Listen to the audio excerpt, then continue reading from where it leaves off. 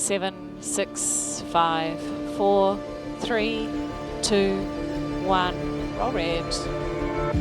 Everyone prepares for their moment in their own way. Whether it's getting loud, 1, 2, 3, let's get loud! USA! or finding focus.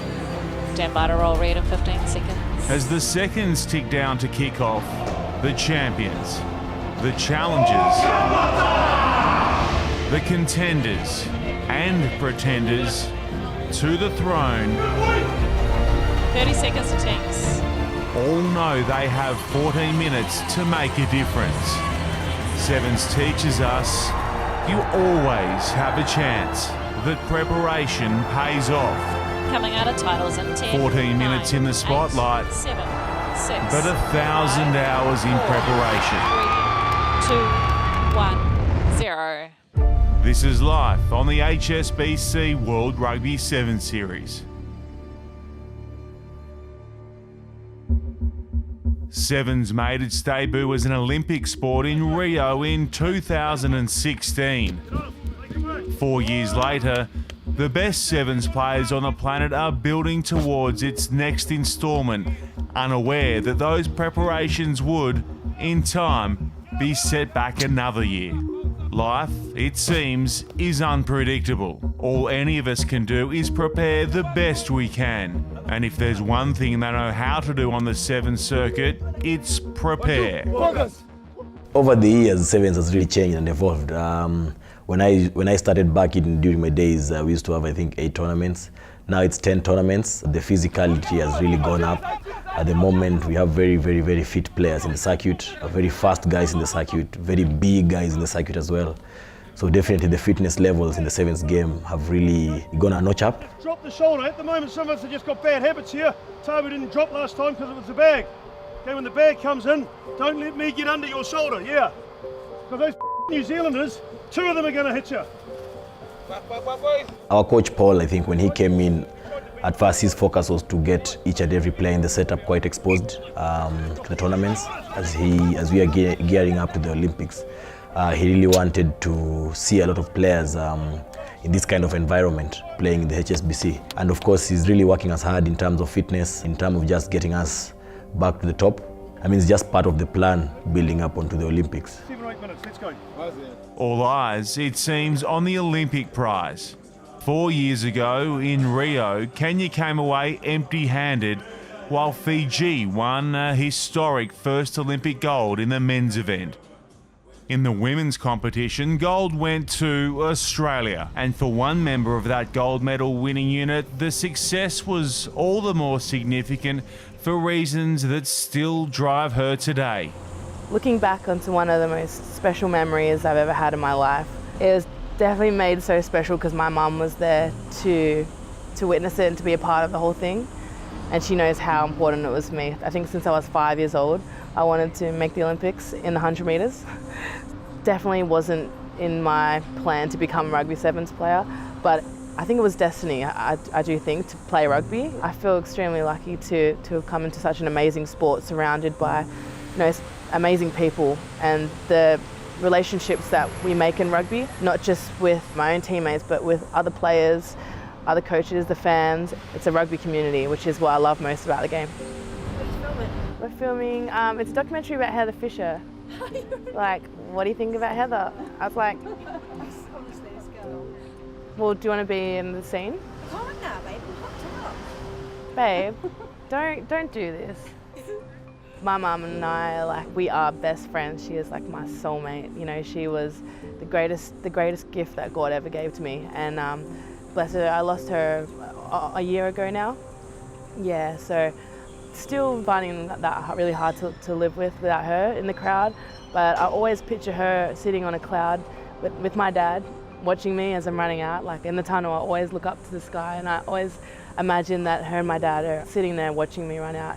And they are my biggest motivation every single day, to get out of bed, to train, to just be a good person, to be kind to people. It's an amazing thing to look back on, and to see how many girls look up to a lot of our players since having more exposure is more valuable to me than a gold medal. Australia may well be the Olympic champions, but the form team in sevens right now, well, there's one unit currently head and shoulders above the rest. Getting through the gap, Stacey Flula. In Hamilton, on home soil, the Blackburn Sevens won a third consecutive title to add to those earned in Dubai and Cape Town before Christmas. The Hamilton Haka in full effect for the women and the men too, winners against France in their final. From Hamilton, teams flew straight to Sydney. It's a non-stop schedule on the World Rugby Sevens series. All the more important then to take some time out when the opportunity arises. I touched him. They're super soft. Let me take a photo with you. The back-to-backs are a bit tough on the body, so it's nice to come out. We're here at the koala sanctuary and petting some kangaroos and holding some koalas, so it's good to get that balance in. Get in closer. He's not gonna bite. I don't know. Until we bite. Got it. Oh, what a day. Hey, buddy. You and me both.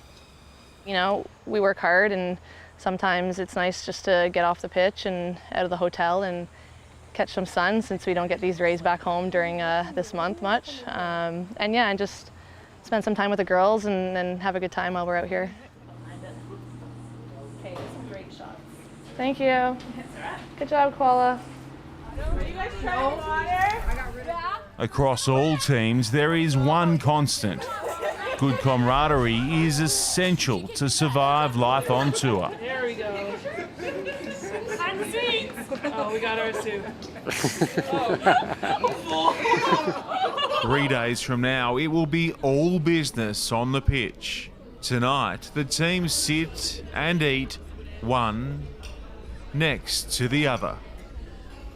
Life on the road can be challenging in all kinds of ways. Lucky then if every once in a while the series comes to your backyard.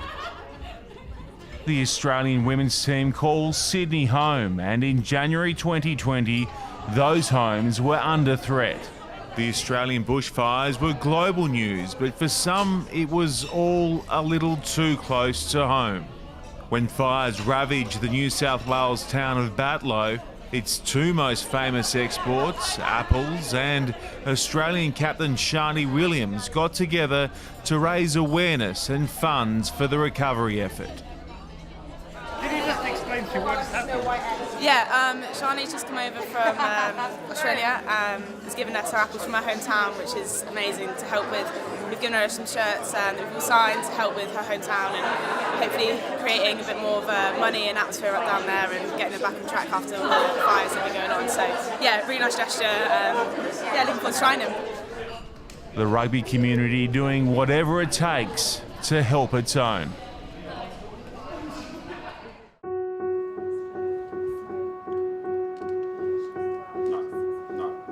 Hosting a Sevens weekend is no mean feat. Logistically, you have to coordinate field training, gym work, meals, recreation and recovery for 16 men's teams and 12 women's.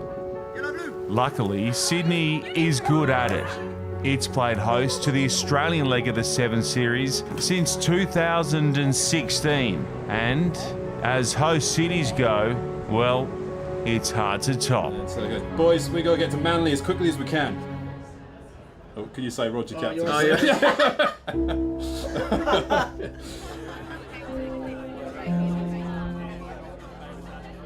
We always try and make things pretty special, particularly when you're getting a jersey. But the significance of it, I think, is just for the partners and the families that sort of make it all possible and allow us to do what we do.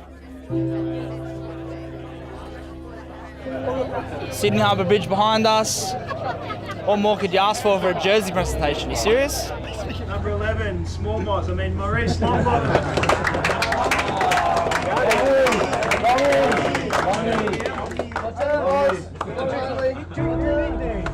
The jersey's doesn't turn you into a superhuman, but it is special every time. So whether you're in a hotel room or on a beautiful ghost tea boat in the harbour, they're all pretty special.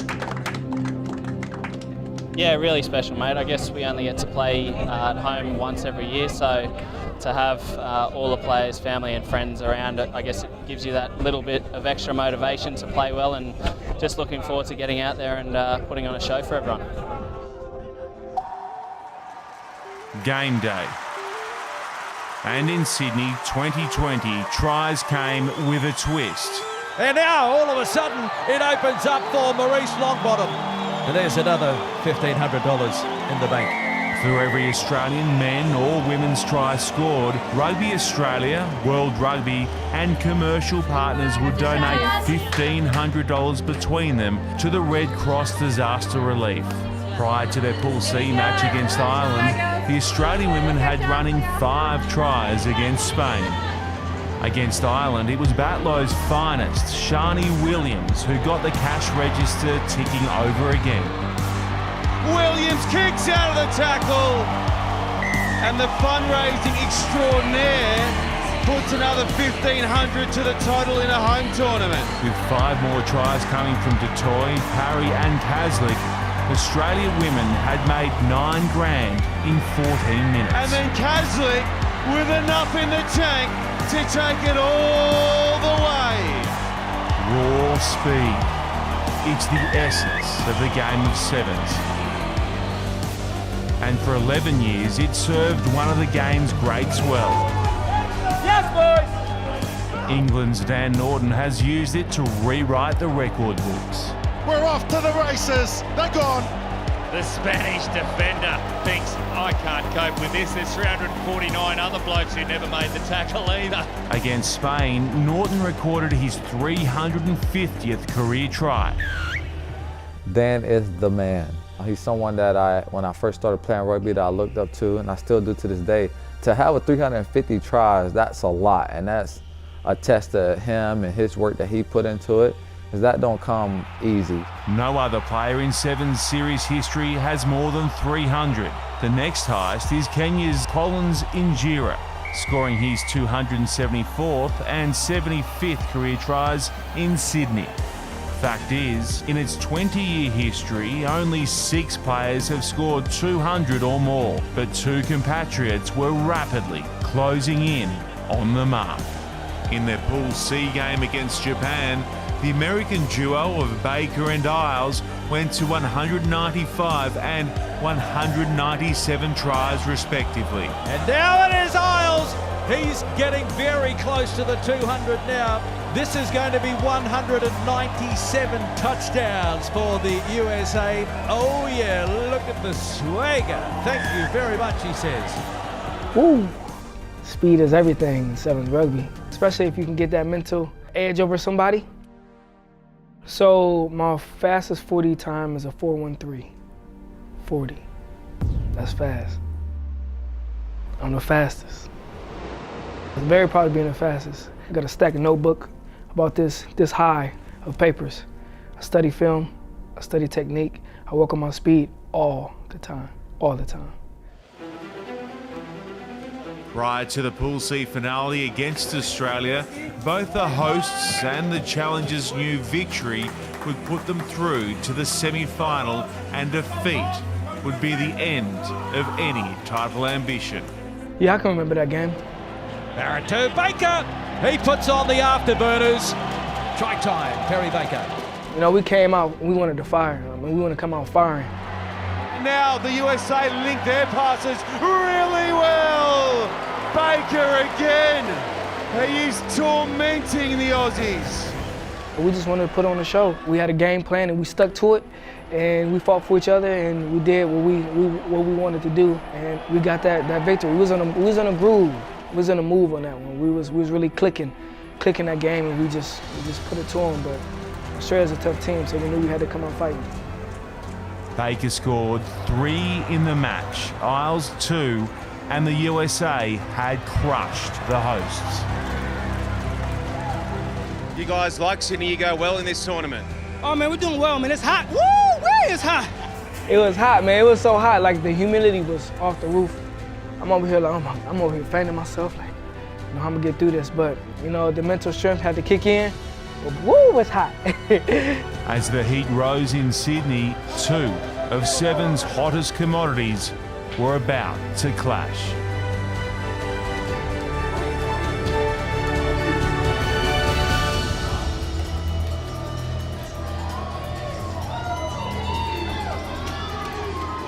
Yeah, after that we went back to the drawing board. We have a good meeting, and we've talked about how fast time goes from world number 1 to world number 9. So from there, the boys was all on the same page, and all the excitement and everything kicks in, and we gave our all. Probably the most traditional rivalry in the game of sevens in New Zealand. They know Fiji are coming for them.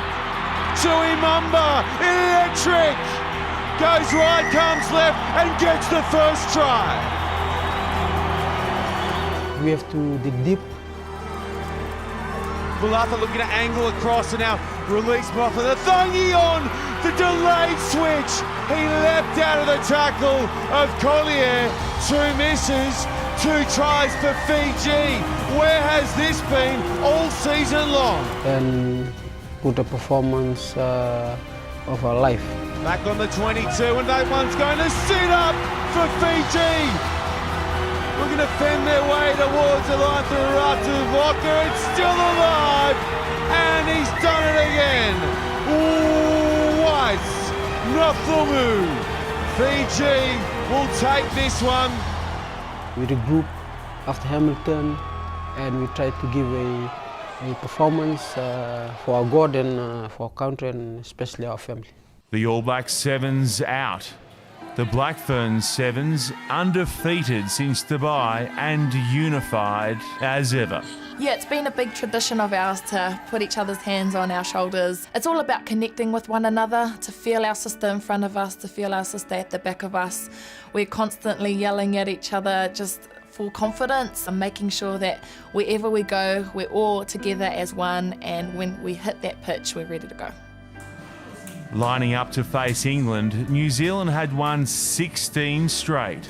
A 17th would and did secure them a 4th consecutive semi-final appearance. And in for another go, Stacey. Fleur. We're just a great big family. Our management are like mum and dads to us. Our teammates are like sisters. We live and breed rugby every single day with each other. So to connect with each other every single day and have a really strong culture, I think that helps our success on the field, because obviously off it we have that trust, we have that connection, and we just love each other.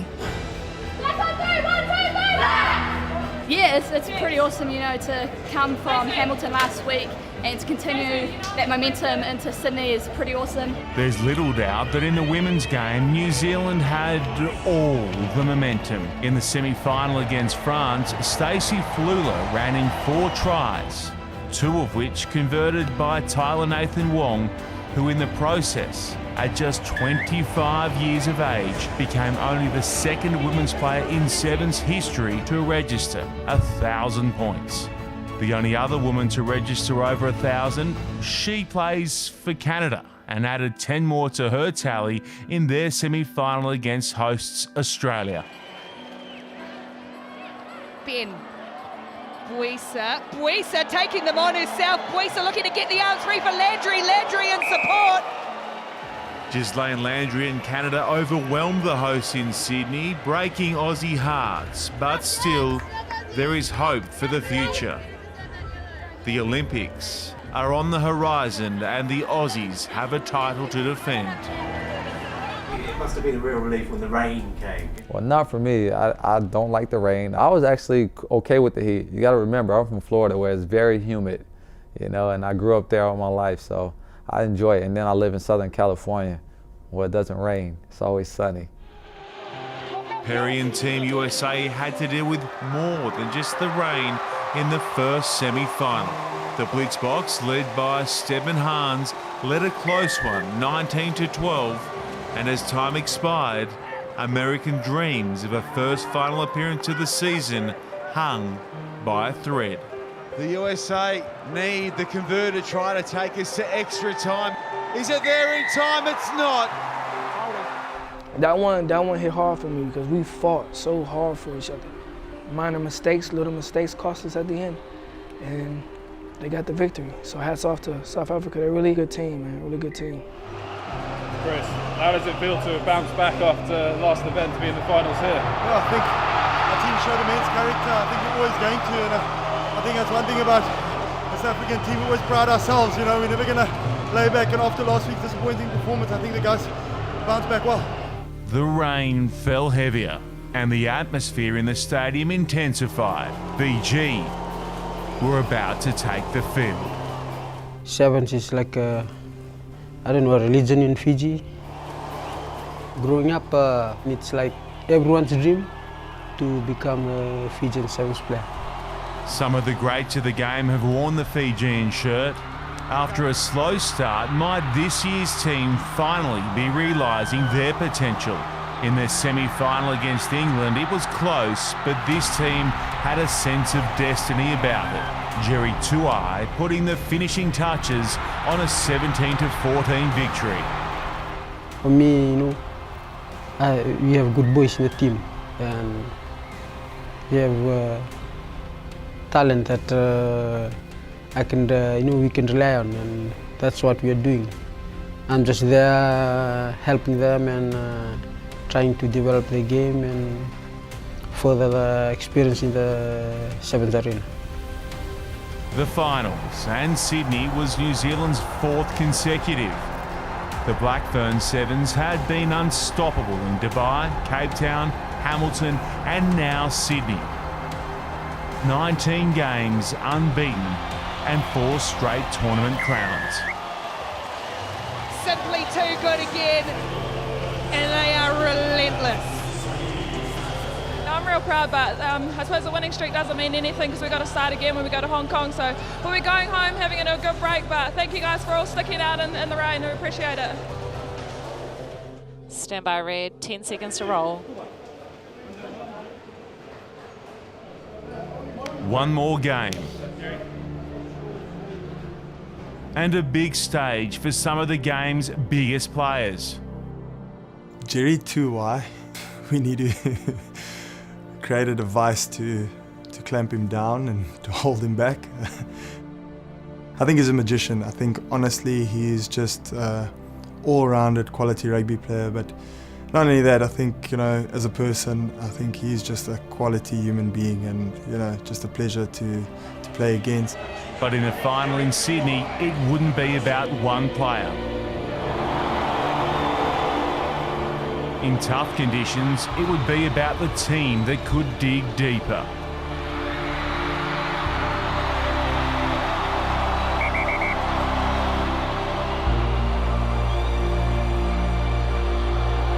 They've got them cooked out wide here, the blitz box, and it is 7-5, kick to come. Shoulder charge, yellow card. Oh, so a double blast there for Fiji. They leaked the try plus. Bakuru Nabili sits down. No, in rugby, everything will not go your way. In a team sport, one of you will make a mistake. It's not about giving up, and it's about team. What can you do? What can you give for the team? And that is what we gave in that final. Bluff up, the opening try scorer, gets through the line initially, gets through the other side, and away he goes for another! He is having some kind of weekend in Sydney.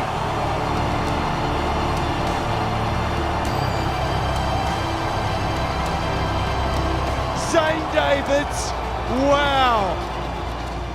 Fijian fans hoping this one misses the mark. David sends it on its way. It hangs out to the left. Pakal Balavu goes up. It goes over the top. It's with the blitz box. Debria. Oh, Dry. Chris Dry holds his feet nicely. Hearts in mouths all around Parramatta Stadium for a second, and now the error. Fiji hang on. Fiji win it. Fiji are #1 in Sydney. For us, it's one of the most important tournaments that we won here. It is because of the Olympic year. It's an Olympic year, and we've been hurting from Dubai, Cape Town, and then we thought we'll come back in Hamilton, but still we lose, and that hurt, that pain pushes us to another level in Sydney.